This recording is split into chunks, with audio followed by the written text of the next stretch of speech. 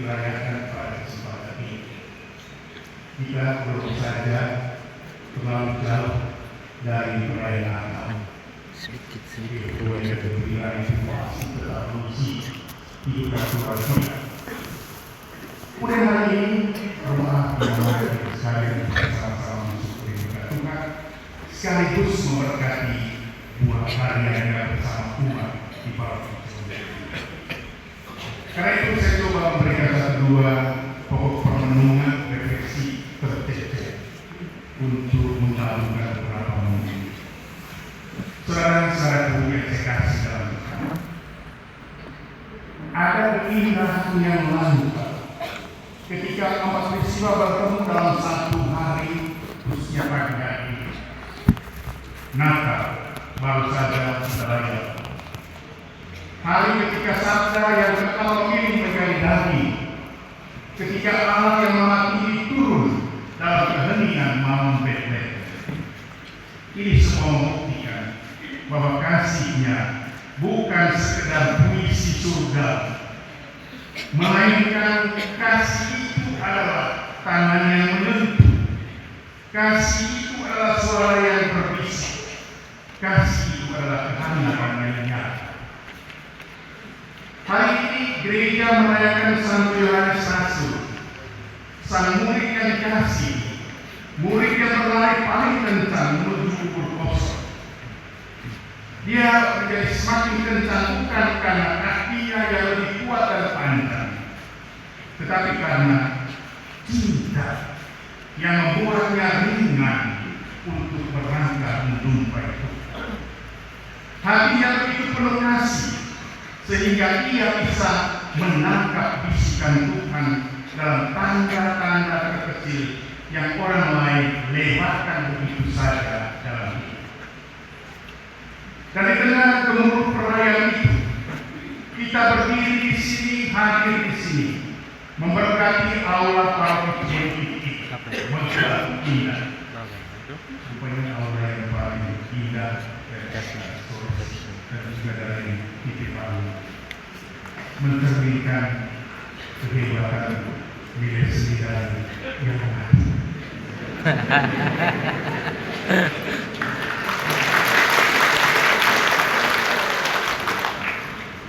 Ruang baru yang tidak sekedar terbuat dari batu dan semen yang kita lihat, tetapi dari keringat, dari doa, dari pengorbanan, dan dari mimpi bersama.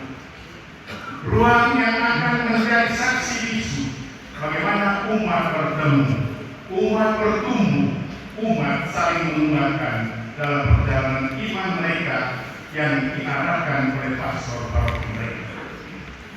Dan pada hari yang sama hari ini, kita dengan bersyukur memperingati 25 tahun tarisan imamat dari Romo Adi yang tercinta ini bersama dengan 3 temannya yang lain.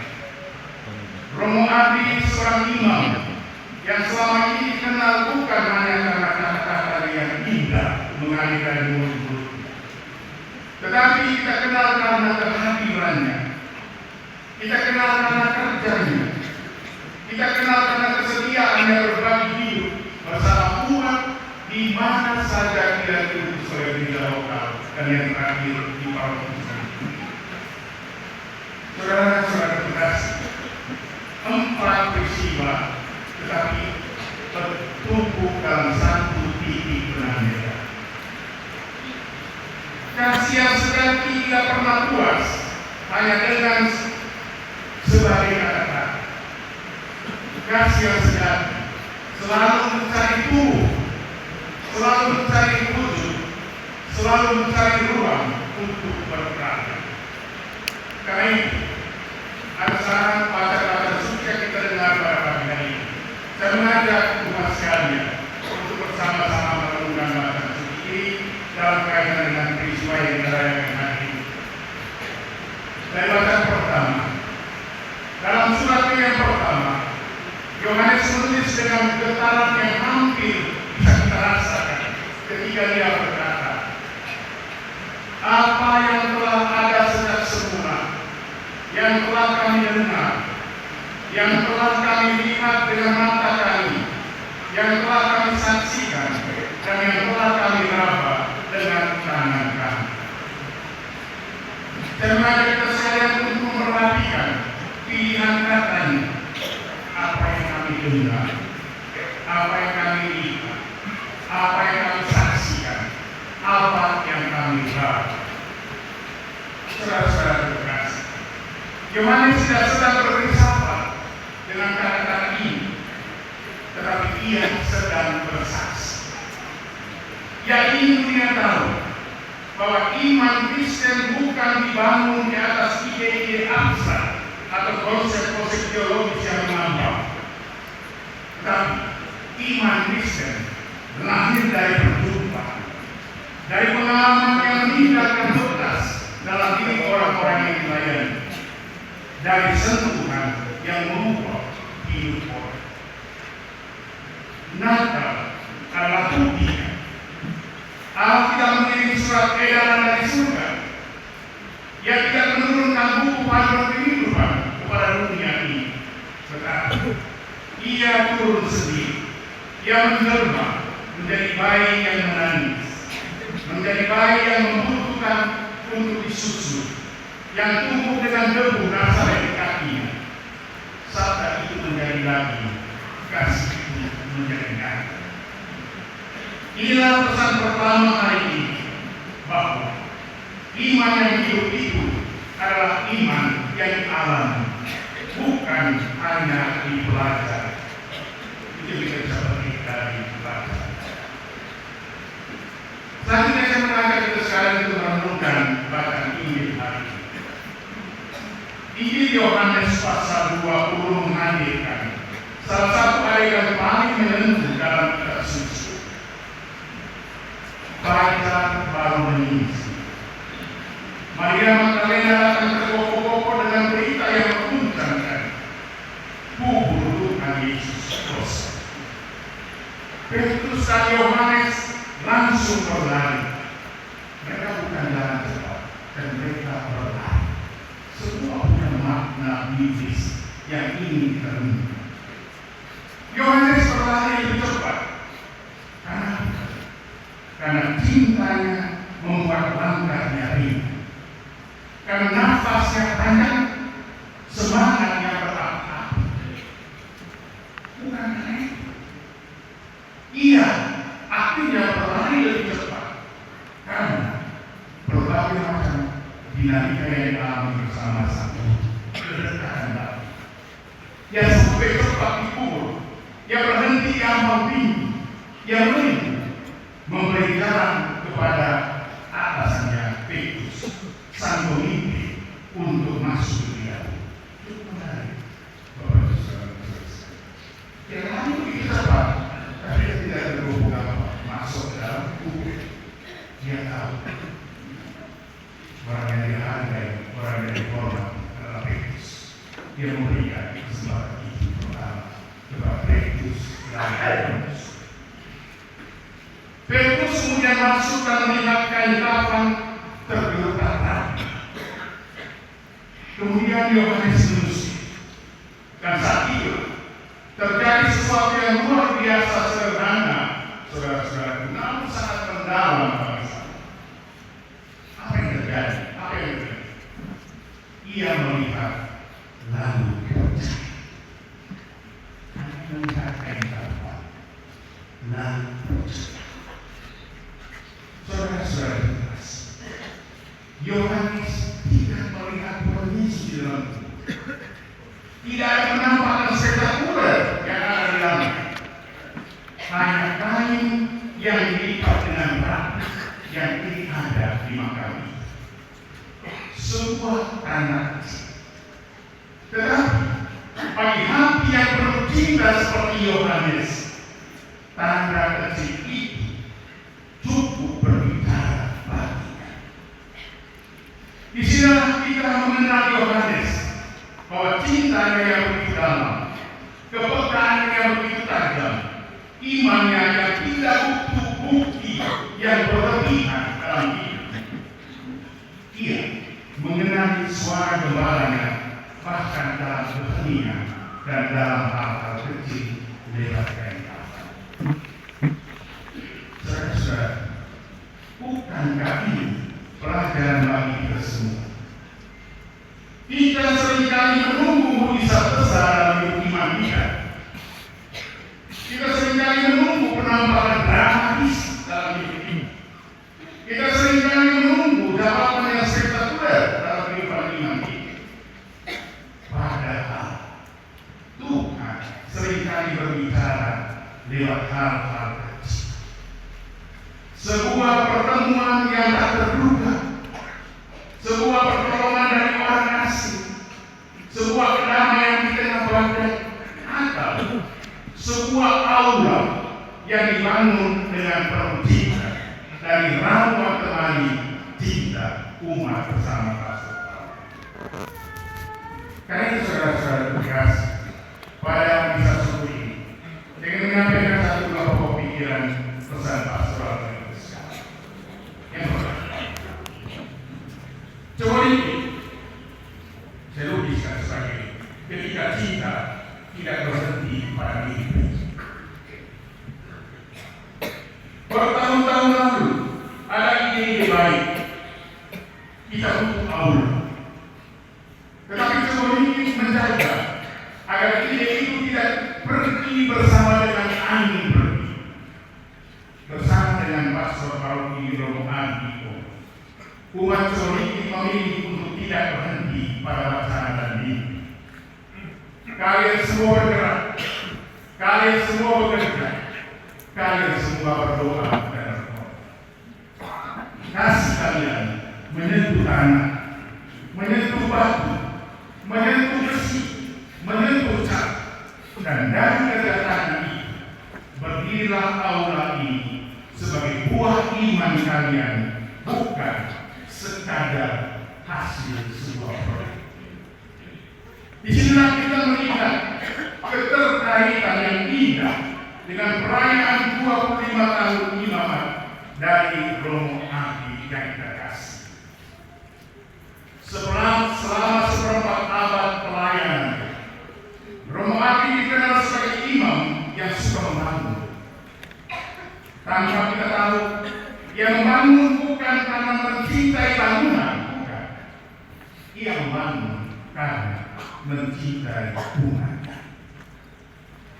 Ia membangun gereja dan aula karena ia lebih dahulu membagikan hidupnya untuk Tuhan, membagikan tenaga, membagikan waktu, membagikan perhatian dan kepedulian. Bangunan-bangunan itu bukan monumen pribadinya supaya dia dikagumi, tetapi semua bangunan itu adalah ruang hidup bagi umat yang dilayani. Karena itu moto tapisan dari Romo Adi yang berbunyi, aku telah memilih engkau dan tidak menolak engkau dari Nabi saya.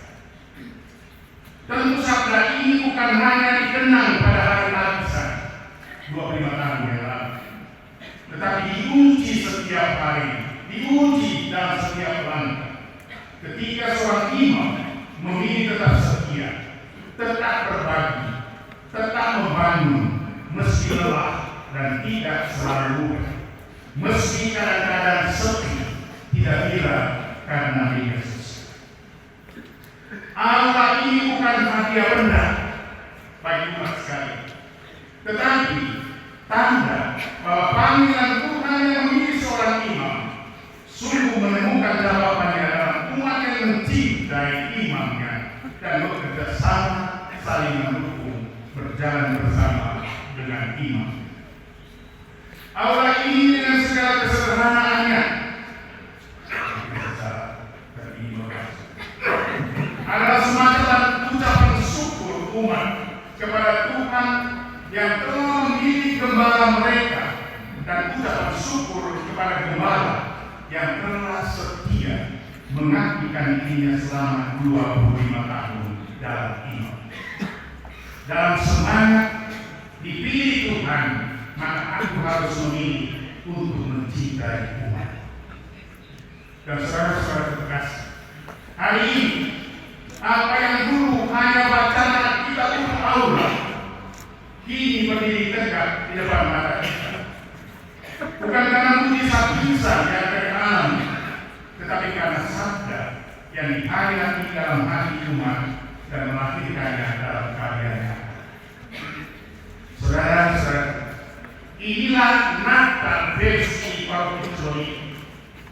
Inilah pelajaran Yohanes yang hidup, bahwa cinta yang tidak pernah berhenti sebagai konsep, tetapi menemukan tubuhnya, menemukan wujudnya, menemukan ruang. Poin yang kedua, rumah bukan diukur dari megahnya bangunan. Santo Yohanes dalam usianya yang senja dikenal sebagai orang yang selalu mengulangi satu pesan yang sama sampai para murid hafal dengan baik pesan ini. Dia katakan, anak-anak, marilah kita saling mengasihi. Jadi kalau kita membaca surat Lukas, kata ini selalu diulangi. Kata ini begitu sederhana, tetapi bagi saya kata ini sangat mendalam. Karena Yohanes tahu bangunan megah tanpa cinta hanyalah monumen mati. Ruangan luas tanpa persaudaraan hanyalah budak kosong. Alam mewah tanpa semangat pelayanan hanyalah panggung tanpa rang. Aula ini akan menjadi berkat bukan karena luasnya, bukan karena keindahannya dan kelegahannya atau modernitas fasilitas. Ia akan menjadi berkat karena apa yang terjadi di dalamnya. Yang terjadi di dalamnya pertemuan yang selalu akan membawa rekonsiliasi, musyawarah yang akan selalu melahirkan kebijaksanaan, kegiatan umat yang membangun hidup, rapat yang menguatkan pelayanan di tempat, tawa anak-anak yang memenuhi suara ini yang memakai, diskusi yang membuka cakrawala, kegiatan ekonomi paroki yang menyenangkan kehidupan bersama, bantuan yang diberikan tanpa pamrih di tempat itu. Karena itu, jika cinta itu hadir, ruangan ini menjadi baik suci. Jika cinta padam, ruangan ini hanyalah gedung kosong yang menunggu pembongkaran. Akhirnya saudara-saudara terkasih, hari ini kita tidak sekadar memberkati bangunan. Kita merayakan perjalanan iman. Kita mensyukuri buah dari cinta yang bekerja, bukan hanya berbicara saja.